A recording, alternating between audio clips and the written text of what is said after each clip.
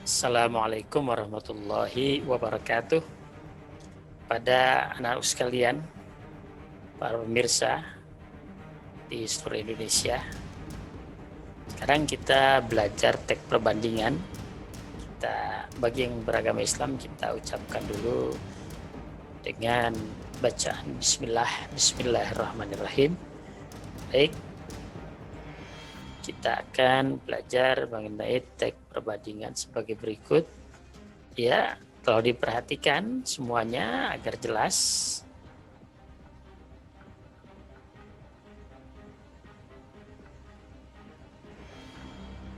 Teks perbandingan bagian 2, sebab saya sudah menyampaikannya pada bagian pertama beberapa waktu lalu.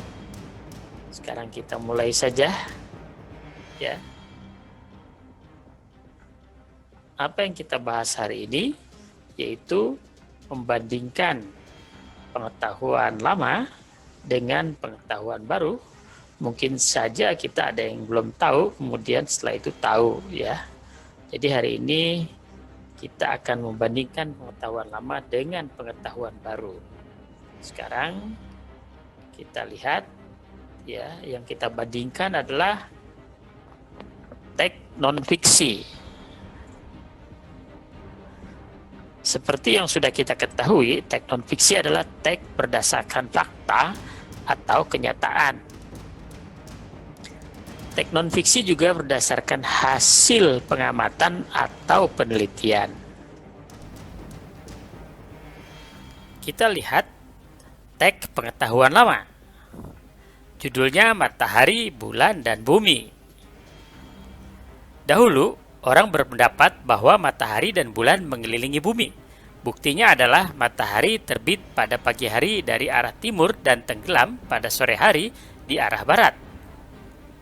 Begitu pula dengan bulan yang bercahaya di malam hari, terbit pada sore hari dari arah timur dan tenggelam pada pagi hari di arah barat. Maka dapat disimpulkan bahwa baik matahari maupun bulan, keduanya bergerak mengelilingi bumi. Pengetahuan baru, ya, kita baca pengetahuan baru. Matahari, bulan, dan bumi, sama judulnya, ya. Berkaitan dengan ketiga planet itu, ada dua teori yang menjelaskan, yaitu teori geosentris dan teori heliosentris. Teori geosentris menyatakan bahwa seluruh planet yang ada di angkasa mengelilingi bumi, sedangkan teori heliosentris menyatakan bahwa planet bumi dan planet lainnya beredar mengelilingi matahari. Teori geosentris dianut oleh bangsa Yunani kuno. Pencetusnya adalah Aristoteles dan Claudius Ptolemeus. Sedangkan teori heliosentris dikemukakan oleh Galileo Galilei dan Nicholas Copernicus.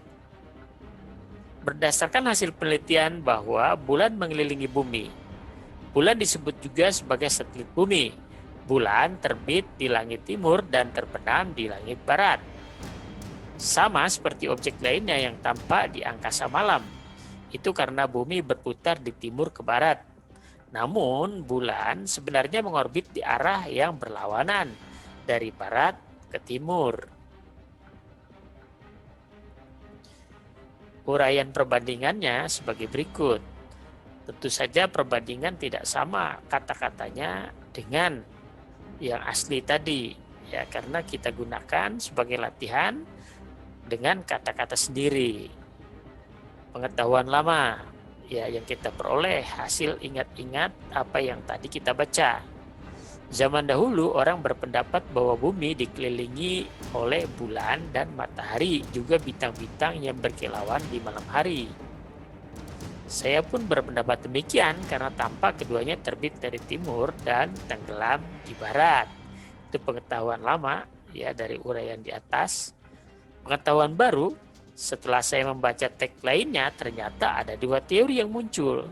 Teori zaman dahulu pada zaman Yunani kuno yang disebut dengan teori geosentris memahami bahwa matahari dan planet lainnya beredar mengelilingi bumi.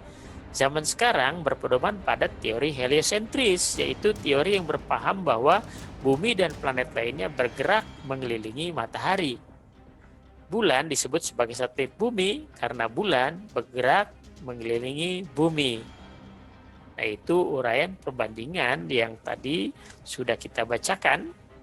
Jadi kalau kita akan membandingkan, maka buatlah seperti itu dengan bahasa sendiri. Sekarang teks perbandingan tentang nama-nama bulan dalam setahun. Teks pertama yaitu dalam satu tahun terdiri atas 12 bulan. Setiap bulan memiliki nama-nama antara lain Januari, Februari, Maret, April, Mei, Juni, Juli, Agustus, September, Oktober, November, dan Desember. Setiap bulan terdiri atas 4 minggu. Setiap minggu terdiri atas 7 hari. Nah, bagaimana dengan teks yang kedua? Dengan judul yang sama, tentu saja nama-nama bulan dalam setahun. Jumlah bulan dalam setahun ada 12. Setiap bulan memiliki nama, yaitu Januari, Februari, Maret, April, Mei, Juni, Juli, Agustus, September, Oktober, November, dan Desember. Perhitungan bulan-bulan itu berdasarkan peredaran matahari atau yang disebut dengan bulan Samsiah. Selanjutnya, selain nama-nama di atas, ada pula nama-nama bulan yang jarang sekali orang menghafalnya.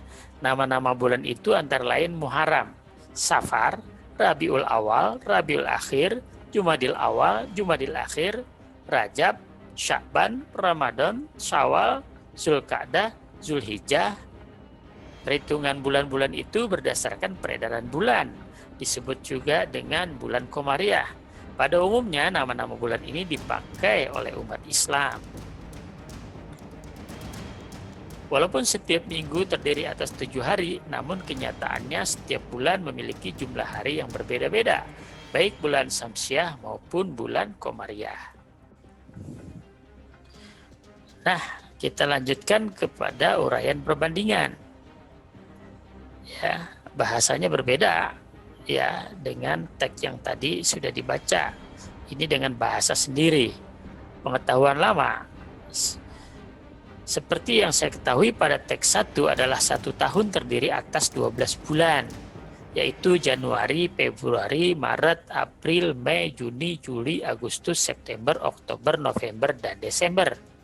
Setiap bulan terdiri atas 4 minggu, setiap minggu terdiri atas 7 hari, dan saya tidak mengetahui lagi nama bulan yang lainnya selain daripada itu. Ada 2 pengetahuan baru sekarang.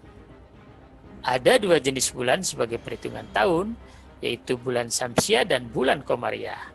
Bulan Samsiah dihitung berdasarkan peredaran matahari, sedangkan bulan Komariah dihitung berdasarkan peredaran bulan. Bulan Samsiah banyak dihafal orang, sedangkan bulan Komariah jarang orang yang hafal, termasuk saya. Nama bulan Samsiah Januari, Februari, Maret, April, Mei, Juni, Juli, Agustus, September, Oktober, November, Desember.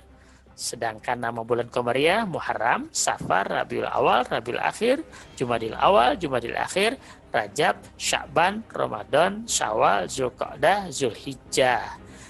Perhitungan bulan-bulan itu berdasarkan peredaran bulan atau Komariah. Walaupun setiap minggu terdiri atas 7 hari, namun kenyataannya setiap bulan memiliki jumlah hari yang berbeda-beda, baik bulan Samsiah maupun bulan Komariah. Nah, itu para pelajar sekalian, pada hari ini mengenai uraian perbandingan pengetahuan lama dengan pengetahuan baru sebagai contoh ya. Jadi pelajaran kita pada hari ini sudah berakhir. Tujuan dari pembelajaran kita adalah pembentukan karakter, diantaranya dalam pembelajaran ini menambah keimanan kita kepada Allah Subhanahu wa Ta'ala. Seperti firman-Nya dalam surat Ar-Rahman atau surat 55 ayat 5, yaitu A'udzubillahi minasyaitonirrajim. Bismillahirrahmanirrahim. Asy-syamsu wal qamaru bihusban, yang artinya matahari dan bulan beredar menurut perhitungan. Surat Yasin ayat ke-38, wasyamsu tajri li mustaqarri laha dzalika taqdirul azizil alim, yang artinya dan matahari bergerak atau berputar di tempat peredarannya. Demikianlah ketetapan yang maha perkasa lagi maha mengetahui, yaitu Allah Subhanahu wa Ta'ala. Surat Yasin ayat 39, wal qamara qaddarnahu manazila hatta 'ada kal urjunil qadim. Dan telah kami tetapkan bagi bulan manzilah-manzilah, sehingga setelah dia sampai ke manzilah yang terakhir, kembalilah dia sebagai bentuk tandan yang tua. Itulah firman Allah di dalam Al-Quran yang diabadikan 14 abad yang lalu, ya sudah ada. Lalu bagaimana penjelasannya? Maksud dari manzilah tadi pada ayat yang terakhir, maksudnya bulan-bulan itu pada awal bulan kecil berbentuk sabit, kemudian sesudah menempati manzilah-manzilah dia menjadi purnama, kemudian pada manzilah terakhir kelihatan seperti tandan kering yang melengkung, ya. Jadi membentuk bulan sabit kembali nanti pada awal bulan. Nah, demikian anakku sekalian, pelajaran bahasa Indonesia mengenai perbandingan, ya. Mudah-mudahan kita memahami apa yang saya sampaikan pada hari ini, dan saya ucapkan wabillahi taufiq wal hidayah. Wassalamualaikum warahmatullahi wabarakatuh.